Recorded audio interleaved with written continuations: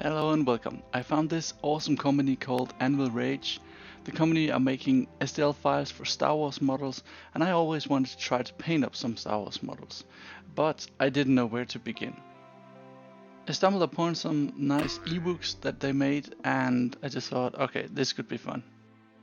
The models come with a nice variety of both weapons and stand.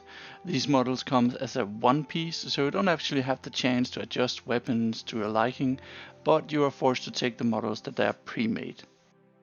Here you see the miniatures after I printed them up, and if you want to print up an entire army of Ewoks instead of just a small skirmish group like I did, they even made a catapult that you can print. And if you want to make your own Ewoks but don't have any money for the STL files, I also found a lot of free miniatures on both Thingiverse and Cult 3D.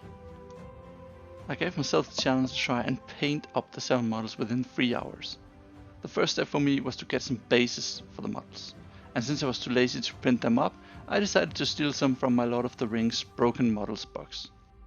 Then I primed up the models with a Corex white, and while waiting for them to dry, I found all my brown and grey colors for the fur on the models. Then I painted up the furs in 3 different color schemes, but with the same technique.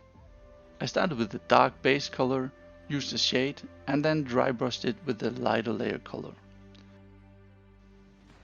The cloth parts on the miniatures I pretty much did the same.